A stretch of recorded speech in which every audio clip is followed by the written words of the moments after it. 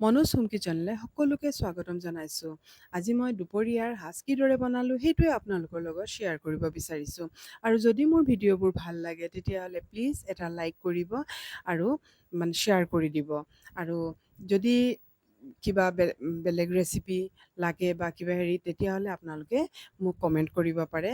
মই চেষ্টা কৰিম আপোনালোকলৈ ভাল ভাল ৰেচিপিবোৰ আগবঢ়াবলৈ। আৰু এতিয়া মই থালিখন আগবঢ়াইছোঁ। যিহেতু এই থালিখন মোৰ আজি অতিকে প্ৰিয় হয়, সেইকাৰণে তাৰ কাৰণে আপোনালোকৰ লগত শ্বেয়াৰ কৰিম বুলি ভাবিলোঁ। আৰু এতিয়া মই কেৰাহীখন পাতি পেলাই অলপ মই জিৰা কেইটামান ফুটাই ল'লোঁ আৰু মই ইয়াত অলপ পিঁয়াজ দি দিলোঁ। পিঁয়াজখিনি ফ্ৰাই হোৱাৰ পিছত কাটি থোৱা কলডিল, একেবাৰে সৰু সৰুকৈ কাটি থোৱা কলডিলখিনিও দি দিছোঁ আৰু স্কোৱাছ অলপ দি দিছোঁ আৰু বেঙেনা দি দিছোঁ।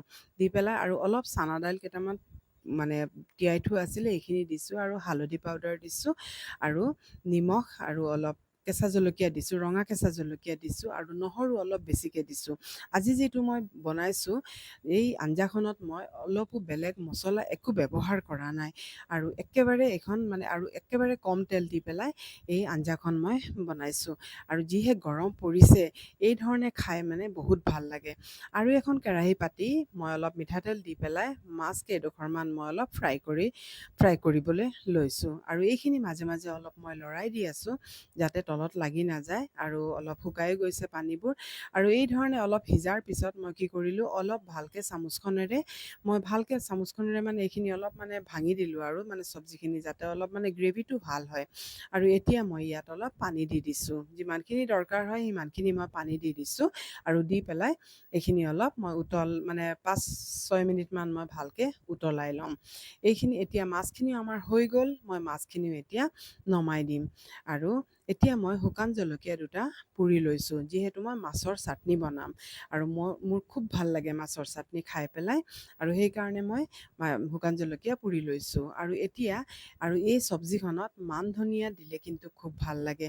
চব্জিখন যিহেতু একো মছলা মই ব্যৱহাৰ কৰা নাই, সেইকাৰণে নমোৱাৰ আগত মই মান ধনিয়াখিনি দি পেলাই অলপ ভালকৈ লৰাই মেলি আৰু এইখিনি মই কৰি দিম, নমাই মেলি থৈ দিম। এয়া চাওকচোন চব্জিখন কিমান ধুনীয়া হৈছে। আৰু এতিয়া মই ইয়াত মাছখিনি লৈ লৈছোঁ আৰু প্ৰথম মাছখিনি মই ফ্ৰাই কৰিলোঁ আৰু এতিয়া মই কটা পিঁয়াজ লৈ লৈছোঁ, কেঁচা জলকীয়া লৈ লৈছোঁ, অলপ কুমলীয়া মান ধনিয়াখিনি অলপ সৰু সৰুকৈ কাটি লৈ লৈছোঁ আৰু শুকান জলকীয়াখিনি এই ধৰণে মই অলপ ভাজি থোৱা শুকান জলকীয়া মই সৰু সৰুকৈ কাটি লৈছোঁ। আৰু এতিয়া মই অলপ নিমখ দিছোঁ, দি পেলাই এইখিনি খুব ভালকৈ মই মিক্স কৰি ল'ম। একেবাৰে ভালকৈ সানি ল'ব যাতে চাটনিখিনি খাবলৈ খুব ভাল হয়।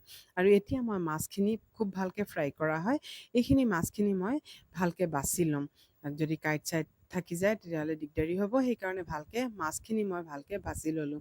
আৰু এতিয়া এই মাছখিনিৰ লগতে মই এইখিনি ভালকৈ সানি ল'ম। এইদৰে ভাত দুপৰীয়াৰ যদি আঞ্জাখন থাকে, বাপৰে কোনে পায় আৰু ইমান মোৰ ভাল লাগে খাবলৈ। আৰু এতিয়া এইখিনি মই ভালকৈ সানি ল'লোঁ। এয়া চাওকচোন কিমান ভালকৈ, যদি ধনিয়া পাত থাকে আপোনালোকে ধনিয়া